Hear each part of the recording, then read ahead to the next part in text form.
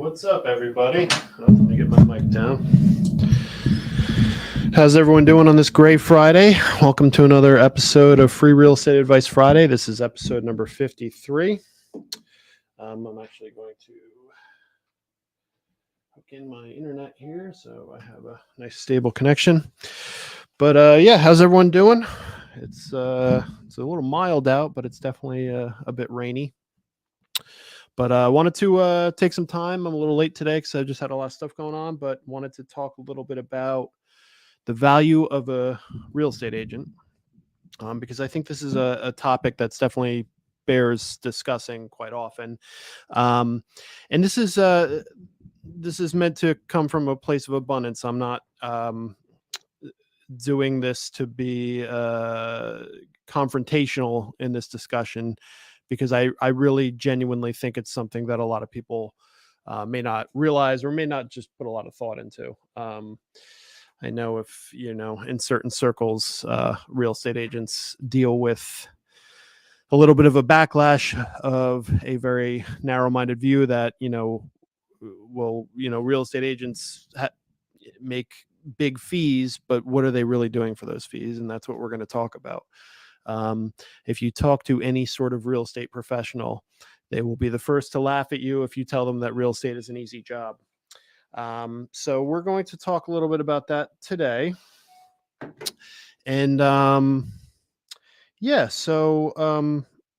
think the biggest thing to start talking about is, and I make this point, I usually discuss this right up front with buyers, about finding a home. So, if you cut back to about 40 years ago, the way that people found homes was obviously very different. Now we have things like Zillow and Realtor.com and Trulia, and everyone has those apps on their phone. I think I may be jumping to conclusions because I'm a realtor. I have it, but I assume that everyone has Zillow on their phones.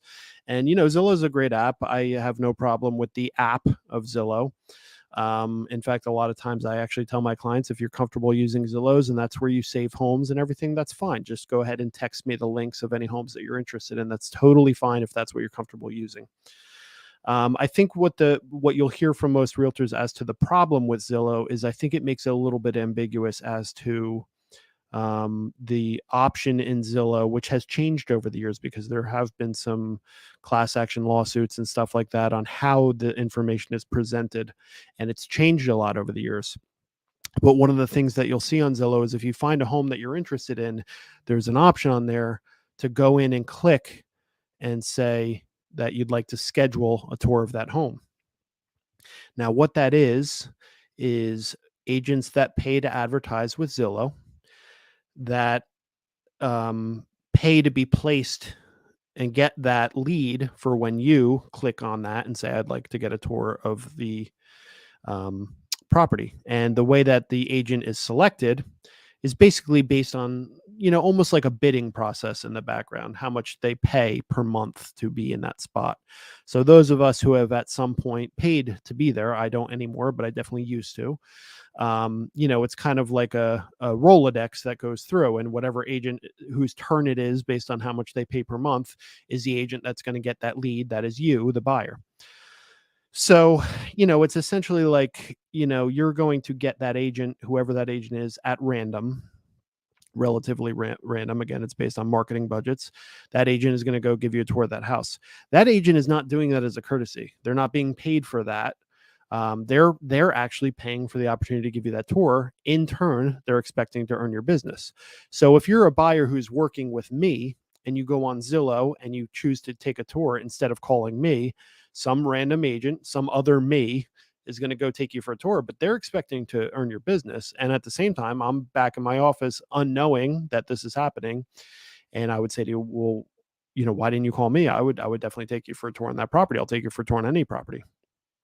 In addition to that, those homes that are listed on Zillow, those are available to everyone. Those are the same homes that all of us are picking out of to give you, tours and make you a buyer on those homes. They're the same homes that are available to me and the agent in the office next to me and the agents and other brokerages and everything else. It's all the same homes. So it is a bit of a misunderstanding by the public. It is a bit confusing on Zillow. I understand when that does happen, and it does happen to my clients. I understand it. It is a bit ambiguous. My point being is that the value of a realtor, in my opinion, is less so on the search side because we can all do it. You can search on Zillow just as easily as I can. Now, what I would say is once you find a home on Zillow and you send it to me, my process is I'm going to do a little due diligence on that house. So basically, you're saying, hey, Craig, do you think this would be a good one for us? And now I'm going to bring up the listing, which has additional information that you can't see on Zillow. There's actually a specific field called agent notes. And that's the first place we're going to go for any concerns that the listing agent has put up that is agent centric, information that's important to us that I'm going to then process and then go back to you and say, hey, actually, I looked in the agent notes and this one is an as is sale or it's real estate owned. And not that that's going to be a huge problem, but it's definitely going to bear a discussion, which is why it's in the agent notes and not necessarily available to the public, because there are probably discussions that need to be had around that. Or maybe there's certain financing that, it has to be a 401k loan or, all sorts of different considerations that can come out of that. That's my general process is I tell people use whatever app you're comfortable with, but do me a favor and just text the links to me. And then I'll take it from there. I'll schedule the showing and then I'll do any due diligence that I need to do. So in terms of actually finding your home, I mean, if you're the type of person that has multiple Zillow searches set up, you also get emails that I send out to my clients with homes. I always tell people those emails that come from me daily that are going to send you any new listings that are along the search parameters. Those are really meant to be a safety net. They're not meant to be personal recommendations because there's going to be a lot of homes in those emails that really don't pertain to you. They just happen to also be what you're looking for. So for example, if you're in Pittstown and you're looking for a 4-bedroom colonial, but you absolutely, want something that is renovated, you do not want a fixer. Well, in my email, there's going to be some fixers because it's really not a filter that I can control. And I'm not personally selecting those homes. They are a safety net to scoop up all the things that match the parameters you told me about and send them to you so that you can see them and say, nah, these aren't right. And I'm sure Craig knows that, but at least he's sending me everything so that I don't miss anything. That's really what the purpose of that is. But I always ask my clients up front, are you a proactive searcher? Are you a person that's going to, every night when you finally get some time to relax, you're going to pull out your phone, look through Zillow and say, all right, let's see if we can find any homes. You also probably wake up not only to my emails, but also the Zillow emails, because if you save a search, Zillow is also going to send you emails with new listings.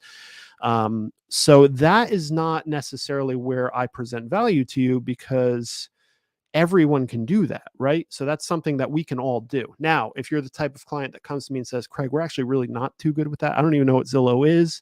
I know no one would, probably no one would say that, but if they did, they said, yeah, we just don't really do apps and I don't even have a smartphone. And, I really need help finding a home. That's a whole different story. That client would have a very different type of handling. But if all my clients had me calling every time a new listing hit the market, a lot of them would frankly be annoyed. So that's not necessarily something that, where I would be bringing value unless you need that from me. Then of course I'm happy to assist in that. And that's definitely something that's well within my capabilities. It's just not something I assume everyone needs. And usually, again, we have that conversation up front to find out what kind of buyer are you? Are you the person that's very proactive? I will say, just to put it in different terms, like a lot of my clients come to me and they've been searching for a year before they even contacted me because they were kind of ramping up and getting ready to engage a realtor. So they've actually kind of learned the market already. They actually understand the inventory pretty well and know what's available. So by the time they get to me, they're pretty informed as people that are, getting to learn the market. I also tell people that as they start to physically go to homes with me, because once you physically start looking at homes that are within your price point and within your parameters, you really start to learn the market, because now you're physically standing in those houses. You start to look at yards and the structures and the room, the elbow room that is in those buildings. Now you physically have been in buildings that hit your parameters. So now you're really learning the market. And that is all really part of the process. So home search, again, that's really kind of a personalized thing, but I don't think that's necessarily where a realtor is bringing you value. But from that point on is where the value comes in, and that's what we're really going to talk about today. So first and foremost, and we're largely talking about buyers today. If I have time, I'll step into the selling side of things because that's a whole separate conversation. But let's start with the buyers. So the next step is, we've looked at a few houses together, and now we have to put an offer in. It's important for people to understand that the offer process itself is extremely personalized to each realtor. Each realtor has a way that they submit offers. Now, we know in the past 2 years that the market has been super, super competitive. And having an airtight offer package, meaning how it was prepared by your agent and what the strategy was when they put it in, is super, super important. To give you an idea of how important it is, that we have entire classes that are taught. There are actually 2 agents in my office, myself and one other, that actually teach a class on how to submit offers that is geared towards other agents. Because, as a listing agent, we don't make decisions on who gets the house. The sellers do. But the way the offers are presented are definitely a variable in that. So, and not just how they're presented, but also how they were structured. So, calls ahead of time to the listing agent to get to the root of the seller's real wants, because it's rarely just about price. Obviously, price is a variable, but it's rarely the biggest variable. There could be considerations around closing schedule. There could be considerations around inspections. There could be considerations around funding. And just in general, just the overall package. So when we work with a buyer and we're putting together our offer, all of those conversations should be had. I always put it this way: if you're working with an agent and you go to that agent and you say, hey, let me ask you something. How do you submit your offers? Like, what's your strategy in this kind of market where we're expecting multiple offers? And if they can't give you a succinct and clean answer in about 1 minute, then I highly recommend that you minimally have a conversation with them and perhaps consider going a different route, because that is so, so important these days. So I can only speak for myself. I do have an extremely proprietary way that I present my offers. There are many factors that go into it. I can't say too much here. This is obviously a public forum, so I don't want to give away all my trade secrets, but there are definitely distinct things that I do. And it comes off of an evolving process. It comes off of feedback from other agents. Hey, I really appreciated how you submitted that offer. My sellers actually really loved that and thought that a lot of thought went into that, and we'd like to work with you. Those are the kind of things that you want to capture. I've actually said many times that if I can get in the top 3 offers, I believe that I will present favorably against those top 3 offers. Now, listen, if someone comes in with, an extra 100,000 and all cash, and my buyers are using, 3.5% down on an FHA loan, I'm going to lose. That is definitely going to be the case. And maybe I shouldn't say definitely, because there are exceptions to that. There are actually times when there was something up with that cash offer that threw up a flag for the seller, and they did take our far inferior offer because they were much more comfortable with how we were going to do business. And that is so huge. It's really like a job interview. It's not all about terms. Obviously, those are big variables, but in many situations, if you are in the top 3, those top 3 are all extremely similar. So what is it that's going to set you apart and kind of give you an edge? And if there's a comfort level that you're going to be, you being me, a complete professional, and they're going to be comfortable and trust you that you're going to do the right thing, and it's going to be a smooth process, and you're going to be easy to work with, and you're going to be professional, and you're well educated as an agent. You're not going to come up with any strange requests and inspection. You're going to coach your clients properly. You're working with good professionals, like good lenders and good attorneys. All of that gets considered. So now we're starting to see where the value comes from with your agent. That value for me is based on the fact that, I could probably relatively confidently say that I'm like in the top 10% of realtors in this area. This is an industry where we have a ton of part-timers. We have a ton of people that, have done this for a long time, and they do it one way, and it's just, that's the way they do it. And, people don't love it, but it's just the way they've always done it. But I take a lot of pride in just kind of evolving and making sure that that thing is as great as it can be. And a lot of that is just experience. The feedback I get back when I presented offers, and because I'm a more active agent, I present a lot more offers. On the flip side, I also take a lot of listings. I see a lot of offers. So think about over the past 2 years, we were getting, we could be getting 25 offers on every listing. That's me sitting and looking at 25 other agents and how they present their offers. And of course, I'm taking note of like, wow, this is a really good way to present it. This is really smart. And after you've seen several hundred of those, obviously you're going to, maybe not obviously to some people, but to me, it's obvious that you would take some of that and say, I really need to step it up in the way that I present offers like this agent is doing. So that all gets kind of factored in. So, and the only thing there is I would caution you if, you're saying, oh, I talk to people that are like, oh, you know what, my friend just got his real estate license and he's going to help us out. And, I say, well, has your friend ever sold a home or purchased a home? And their answer is no, he actually really literally just got started. That's going to be tough. And in fact, I had a situation recently with this where I actually told them, listen, I'm willing to work with your friend. That's an option. We can split it and I will educate your friend on how this all works. Everyone wins. That agent should not question the value of splitting the transaction with me because I guarantee you I will pay them back with knowledge and expertise, just like I do at agents in this office, and tell them like, hey, this is how you do it and this is how you get offers accepted. So that is something that happens very often. And definitely a conversation I'm always open to having. Referrals are a dime a dozen in this business. So if there is a situation like that, I tell a story very often in our office here to new agents that in fact, I just told the story yesterday, but fairly early in my career, I had a listing on a property that was really kind of outside my comfort zone. I'd only had a few residential transactions, but this in particular was a investment property, student housing in New Brunswick. Three things that I knew nothing about. So I had an agent that I was working with very closely, and I engaged her and I said, hey, I'll split this transaction with you if you will help me out. I'll do all the paperwork. You just show me like how it's done, what considerations, negotiations, listing price, listing presentation, all those things.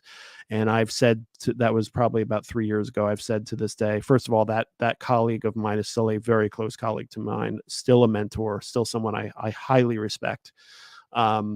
And not only that, but that price I essentially paid for that was priceless. That information was so pivotal in my career of the way things should be done that I would never question paying 50% to that agent to help me out in that transaction. So if you're one of those people that's like, oh, my friend just got his license, hey, look, I'll help your friend out. Let's do a split on this one. So, and that's amongst agents that kind of operate, from a standpoint of abundance and, know that there's plenty of business to go around. That value should be understood. If it's not, it's not, and that's totally fine. But I think that most people, should take me up on that offer. And, I've been on both ends of those types of offers, and there's definitely a lot of value that comes with that. All right. So let's say that now we get your offer accepted. And now we have this 45 to 60-day project to get you your home, right? This is where the value really comes in. So for, looking at it at a very high level, of course, we must understand that, essentially we're involved in a 60-day project at this point. There's a lot of things that are going to happen, right? There's inspections. If you're out here in Hunterdon County, you have, well tests, you have septic inspections, you have tank sweeps, you have home inspections with all sorts of different considerations. Some of them, could be kind of local centric, like, trees over the house and, all kinds of different considerations. Again, your agent should really be able to guide you through industry norms and talk to you about different negotiations, what would be normal for sellers to pay for, what would be, kind of out of bounds to ask for. You can't ask for a different color paint in the bedroom, throwing out very obvious examples here, but, someone to kind of referee that for you. If you have someone who's inexperienced, that's difficult. Obviously, they should really have someone shadowing them if that's the case. But, all of those things, that's really where the value comes in. Now, What goes on behind the scenes, the stuff that our clients don't necessarily see, is in my case, I work very closely with my attorneys. So my buyer has hired an attorney, obviously, and I generally recommend an attorney. But regardless, some people come in with their own attorneys, and that's totally fine. But I generally have a very close relationship with the attorney to discuss the things that are coming up. When they get the inspection report, I ask the attorneys, "Do you have any concerns with this?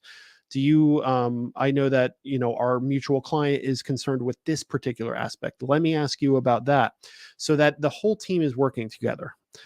Because sometimes the worst thing that can happen is the attorney and the agent are not working together.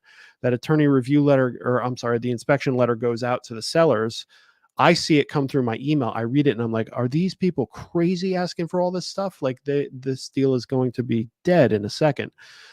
Those types of conversations are really where the professional aspect comes into play. There are going to be prolonged negotiations. So when you go through inspections, you know, sometimes it's a matter of, I've had examples recently where it's just an example of me calling the listing agent outside of the attorneys and saying, "Hey, let's talk about this particular issue because this one's complicated. And I want your sellers to know where my buyers are coming from." Give them a little perspective. Sometimes when it's just handled through the attorneys, and by the way, to be very clear, here in New Jersey, I love the fact that we use attorneys because it's another resource on the transaction. It's another person to assist with negotiations. It's another person to referee and make sure that everything is being handled correctly. But sometimes there's also situations where it's just between agents and saying, let's pause on the attorney stuff for a while. Let's discuss this situation. I want you to know that my clients are not being jerks about this. This in particular is their concern. And sometimes that additional context is needed to explain to the sellers that we're not trying to be jerks. This is why we're concerned. It could be an allergy situation. It could be that person's never had septic before. There are very certain scenarios where, boy, it seems like they're being a little heavy-handed. Well, no. Actually, they're not. Let me explain to you and give you a little context on that. Definitely a negotiation method.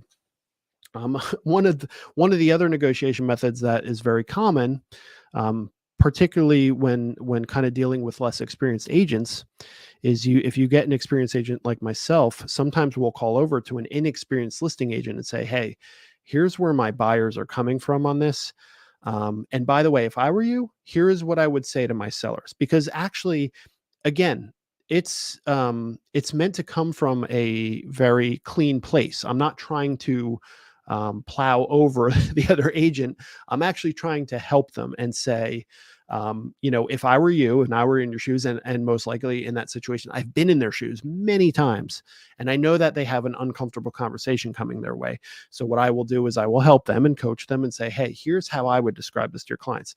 I'm just helping them have the conversation. They still need to have the conversation. That's definitely on them. And I really can't, there's nothing I can do to influence that moment. But if they're not able to coach their sellers correctly on something that may be considered like outside the norm, that outside the norm has the potential to submarine the transaction when it really shouldn't, because it really is not a big deal. So a lot of times I'm talking to the listing agent and discussing things like that. Those types of negotiations, I think, are something that clients rarely consider when selecting a realtor. And then, of course, all the interesting things that come up with lenders and timelines, scheduling contractors, having a lot of contractors. Like most realtors in this area that are active have all the contractors you could ever ask for, from painters to plumbers to electricians to septic inspectors to everything. Every contractor you could possibly imagine. Obviously, I'm going to have a lot of those. So, you can always ask me for recommendations there. So those types of things are where the value starts to come in. We have to deal with incredibly complex situations, not just complex from a technical standpoint. And really, me personally, I try to stay out of the things I'm not an expert in. I will often say to people, they'll ask me a question where I'll say, that is definitely a question for your attorney, because it is. I have no legal training. I'm not trying to pretend that I have legal training. Do I know the real estate contract like the back of my hand? Of course I do. but I'm not going to advise you on it because I'm not a legal professional. I'm a real estate professional. So, and that's again why I'm happy that New Jersey uses attorneys, because I don't have to do that. I can stay in my lane. I can advise you to norms. I can advise you to my experience. A lot of times I'll actually advise based on my personal experience outside of, talking about my own home and decisions that we've made on our own home. Those things I'm happy to discuss with you. But when it comes to other items, I might have a lot of experience on those things, but I'm not necessarily going to advise on those things. And yeah, I mean, things just tend to get incredibly complex, especially these days. I mean, it's a heated market. It's generally very competitive, and there's a lot of things to consider. A lot of times it's simple conversations about negotiating inspection repairs in a competitive situation. If you're going to get super heavy handed with inspections outside of the norms, again, saying, you come to me and say, hey, Craig, we're going to ask for these 30 things as a result of the inspection. We know the house is, in stunning shape, but we really want to, we want to ask for these 30 things. We know we paid a lot for the house, and we're going to address that by asking for these 30 things. I'm going to tell you that I don't think it's a great idea. I'm going to tell you that the seller has every right to get that letter and say, no way, this is completely out of bounds. We don't want to deal with these people anymore. We frankly don't have to move right now, and we're going to cancel the deal. They do have a right to say that. So a lot of times there's conversations like that. But then, could we extend it along by calling the listing agent and explaining to them that, my clients are still considering some things and they have questions and whatnot, and they have concerns, but, can we, continue to kind of negotiate through this? Generally speaking, yeah. But the issues become incredibly complex. We're constantly also just dealing with surprises. I think any active realtor could, cite any week of their career to tell you one crazy story, because we just see things that are unbelievable. Thinking back to some of the things I've seen in burnt out houses and foreclosures and real estate owned properties and mold situations and septic situations and things buried in yards is all the time. Different unique situations with sellers and cleaning out homes and garbage left behind and bad walkthroughs and all of those things that we deal with every week. There's something to be discussed. In fact, as the market has gotten more competitive, the stories have only gotten crazier. All of that kind of goes into our experience of dealing with scenarios where often I'm having a conversation with buyers and saying, I know this seems crazy in your world, or I know this repair estimate is extremely high in your world. I'm here to tell you, in my experience and in my world, this is actually not a huge deal, and we'll get this taken care of. So that all goes to that experience and the type of agent that you're dealing with. Let's talk a little bit about the listing side. And I'll go for another 20 minutes or so, and then I'll let everyone go on this Friday. On the listing side, again, this is a very personalized process for most agents. So, I've promoted my listing promo video many times, and if you'd like to take a look at it, you're more than welcome to. It's on my YouTube channel. And I probably have put it on my Facebook at multiple times, and you may see my ads on Facebook as well. But the listing process that I've come up with is extremely personalized to me. It's very video heavy. It's very marketing heavy. So I kind of hang my hat on the fact that full video presentations for all of my listings, and those video presentations are presented via paid ads. It's a very, very personalized process. And not only that, but the technology behind it checks out. We have reports that we can give you to show you how many times things have been viewed. Generally, my clients that are a little savvy and go on Zillow and check out the activity around their property can see, because I don't know if Zillow still does this. Actually, I think they stopped doing this. But what used to happen on Zillow is you could go on your own home in Zillow and see the view activity, and it would compare it to other local listings. And almost 99% of the time, my listings, because of the way we market them, would have astronomical stats compared to similar listings of similar homes in the area. Also, again, I think this is a feature that may not be available anymore, but you can actually go on Facebook and go onto my page. This is probably only available to me. I can go onto my page and look at engagement on my Facebook page pertaining to listings compared to other local realtors. And again, it's astronomical compared to other agents in the area. But this has been built out over my entire career, which is coming up on 4 years, and is extremely refined. You'll hear from a lot of agents that say, oh, Facebook ads don't work. I'm here to tell you they do. But it is a very involved process to get to a level where you can make it work for you. I can tell you that the number one conversation I have with other agents that I help with this is that if you're going to throw $25 at a Facebook ad, you might as well just light that money on fire, because it is not going to do anything. However, if you put $125 towards that ad, you will see something. Now imagine if you put $1,000 towards that ad. That is along the lines of what we've discovered. But again, this is a 4-year process.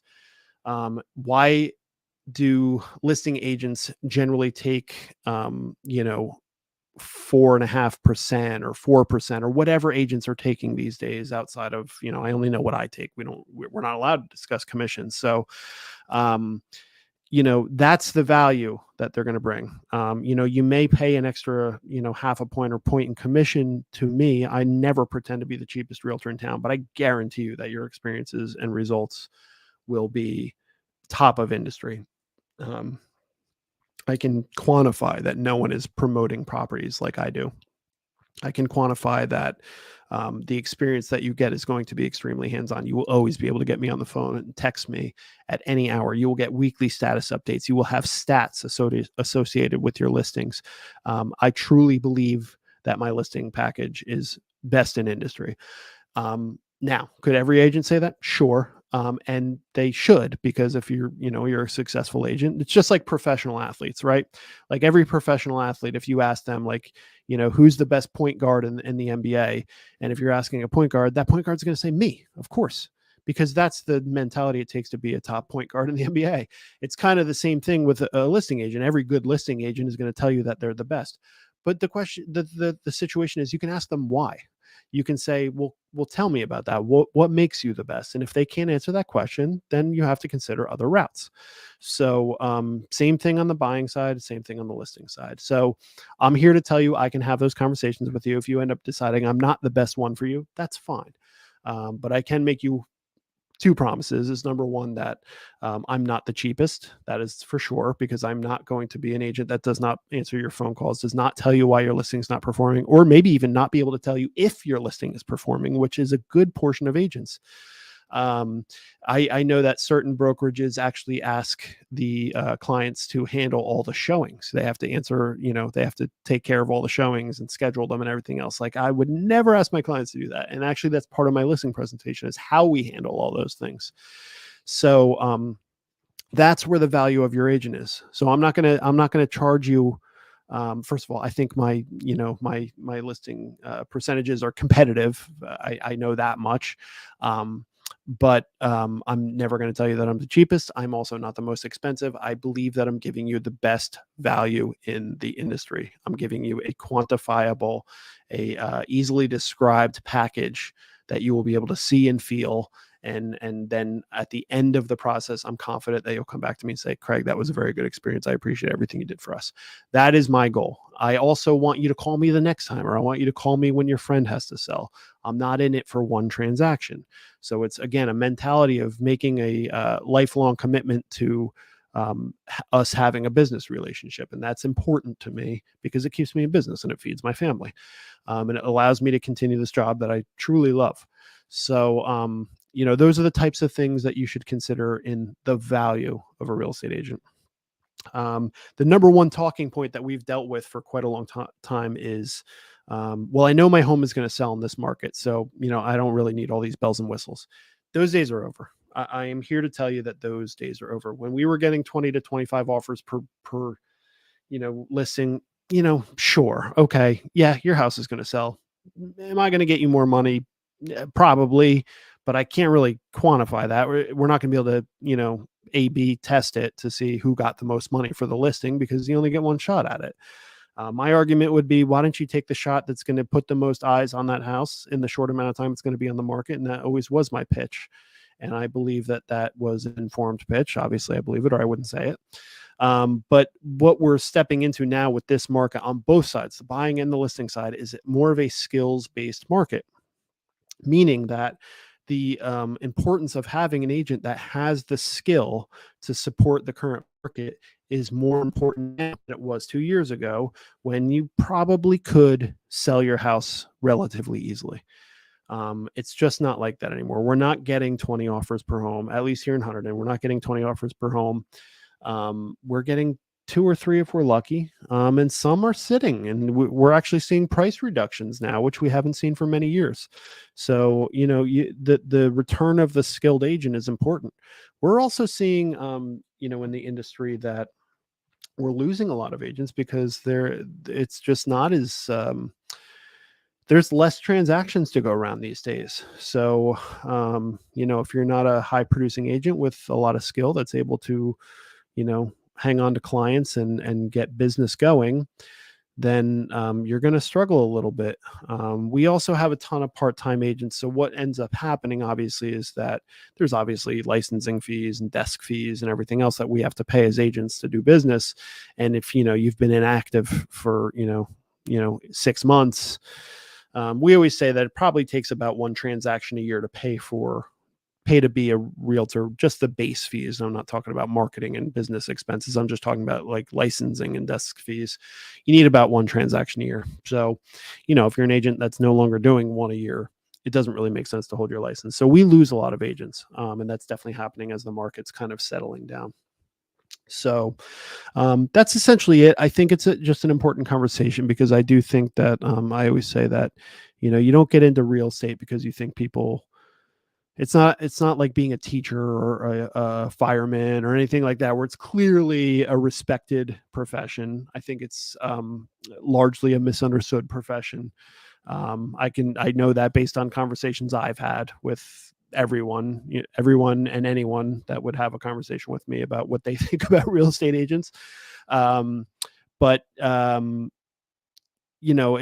it's definitely a nuanced conversation, as we, here, I just spoke for 37 minutes about, the value of a real estate agent. But if you ever have any questions or anything, of course, please feel free to reach out and ask me. I see a few people watching. If you do have any questions, I always say I'm opening it up. If you have any particular real estate questions, please feel free to ask. And you can ask now. If I don't see it, I'll see it later, and I'll talk about it next week. But I think that's essentially it. But if you ever have that thought in your head, like, what is Craig doing to earn his money? It's a very long conversation. And I think that the easiest way for people to learn is to do business with me. When you come out on the other end, you'll see where the value is. I have 2 pending transactions right now. One's a commercial deal, one's a residential deal. And I'm confident that both those clients would tell you, oh yeah, Craig earned his money on this one. Because I think that the thought a lot of times is that the process is very easy. And when people come out of something that's listen, we get the occasional easy transaction, but it doesn't happen very often. And it's become less in this market. It's become, more often, it's much more complicated. So, I always say that people don't necessarily go into thinking like a real estate agent is a respected profession until they've dealt with a good realtor. And then they say, okay, I see. My client literally said to me, your job is the worst. So, and that's not true. It just comes with the territory. I have a relatively thick skin. And I know, and then there's other things, like there's office camaraderie, and even my attorneys, like, we have chuckles over how hard things can get, and we commiserate with each other, and that all goes towards, like, us being able to handle difficult situations. So I don't want to make it sound like it's a drag, and I don't like it, because it's the best job I've ever had. I really truly love doing it, because at the end of the day, you're helping people navigate very difficult issues, and when they come out on the other end, they're very thankful. 90% of the time. Listen, you can't please all the people all the time. So of course there are scenarios where you go through a difficult situation, and maybe the client doesn't appreciate it because they've just been through, hell, essentially. Sometimes transactions just don't go, the way that sellers had hoped they would, or even buyers. And, maybe they're not thrilled with how everything went. And, but it's generally not my fault, but I'm just, they're just not thrilled with the the process, and that's fine. I can understand that. I had a front row seat to whatever they're stressed out about. So a lot of times I completely get it, and it's nothing personal. So but my commercial transaction, I've felt it right along with my sellers. It's really been a challenging process, and it's nothing was wrong. It's just been very challenging. I really, at the end of the day, I think that they would tell you that they know I did everything I could for them, and many situations where I went above and beyond for them to just try and join in on the team and get it over the finish line. But it takes a lot, and sometimes you're you know like elbow deep in searching through a basement and trying to figure out oil supply lines, and you've got oil all over your hands and your jeans, and sometimes you're creeping up in attics, and other times you're not. You don't do any of those things. So it's a very complex job at times. It's a very easy job at times, but I think for the most part the value is in the fact of that it's extremely complex. I mean, if you're an active realtor, you have a very good idea. um,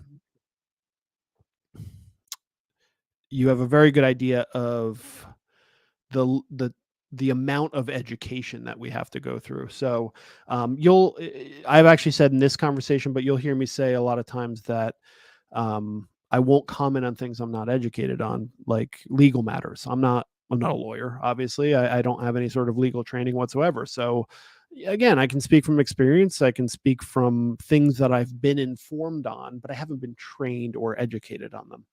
So I stay out of those things for the most part.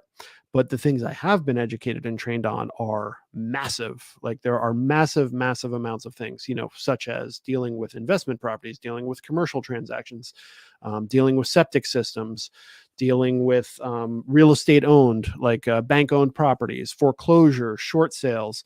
Every single one of them is a very different transaction with different workflows and different contracts and different considerations, different requirements from the banks and the sellers and the buyers.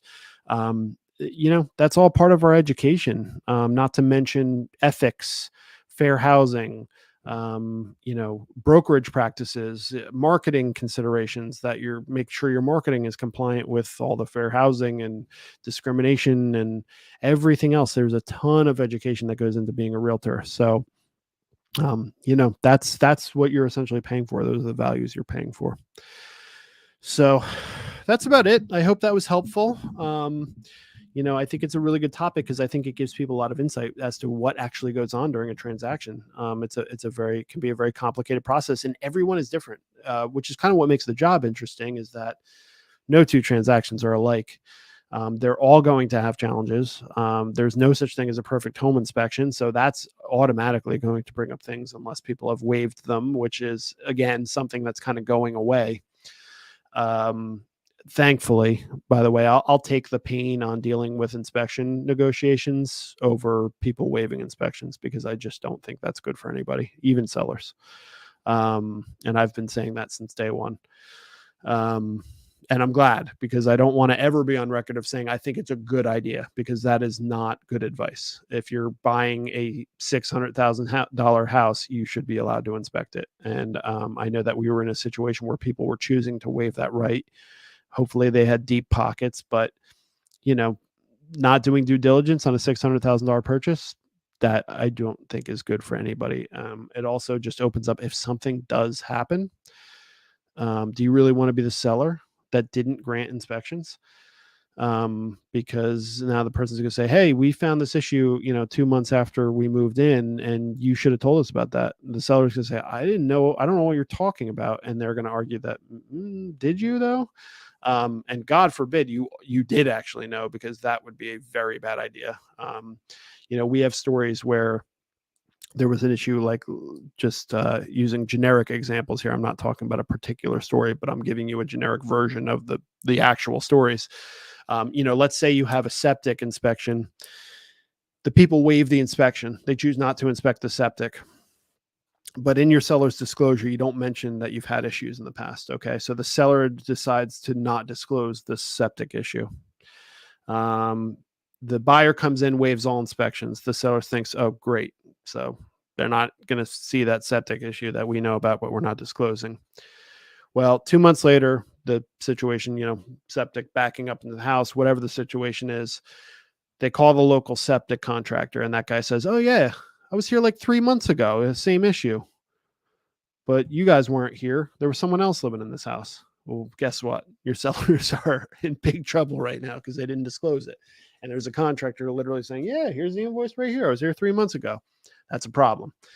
So you have to be really careful not disclosing, which is why we always say disclose, disclose, disclose. You always want to disclose everything. So just to give you an idea of why I think inspections are, I think they should always be done. And even for the seller's sake, the sellers are a lot of times relieved because they don't have to go through that process. There'll be no further negotiation, but there is some liability concerns. So all right.